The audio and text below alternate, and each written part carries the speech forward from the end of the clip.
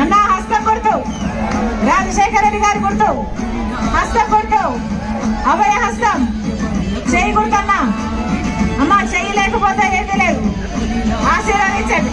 హస్తం గుర్తు అన్న అమ్మ హస్తం గుర్తు ప్రజల మనిషి రాజశేఖర రెడ్డి గారు ప్రజల కోసం తప్పించిన మనిషి ఒక్కసారి ఆలోచన చేయండి అన్న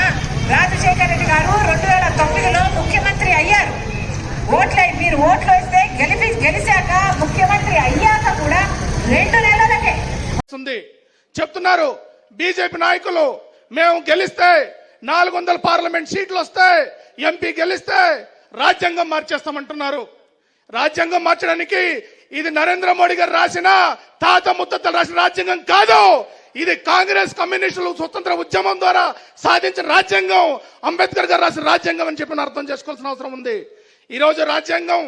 రద్దు చేస్తే ఏంటి అన్యాయం దళితులకు అన్యాయం గిరిజనులకు అన్యాయం మహిళలకు అన్యాయం మైనారిటీకి అన్యాయం ఈ భారతదేశంలో కష్టం వచ్చింది అన్యాయం వచ్చిందని మాట్లాడే పేదలందరికీ అన్యాయం అటువంటి ప్రజాస్వామ్యం అటువంటి లౌకిక తత్వం అటువంటి డెమోక్రసీ ఈరోజు భారత రాజ్యాంగంలో ఉన్నప్పుడు అటువంటి రాజ్యాంగాన్ని మార్చేస్తామంటే ఈరోజు కాంగ్రెస్ పార్టీ కానీ సిపిఎం పార్టీ కానీ ఇండియా కూటమి పార్టీ చూసి ఊరుకోం తిరుగుబాటు చేస్తామని చెప్పి సందర్భంగా మేము అందరికి హెచ్చరిక చేస్తున్నాం మీ అందరూ ఒకటి గమనంలో పెట్టుకోండి 2004లో డాక్టర్ వైఎస్ఆర్ రెడ్డి నాయకత్వంలో రాజశేఖర రెడ్డి నాయకత్వంలో సిపిఎం కమ్యూనిస్టులందరూ కలిసి ఆ రోజున్న బీజేపీని ఇంటికి తోలేసాం 2004లో ఈ ఎన్నికల్లో కూడా రిపీట్ కాబోతుంది కాంగ్రెస్ సిపిఐ ఇండియా కూటమి ద్వారా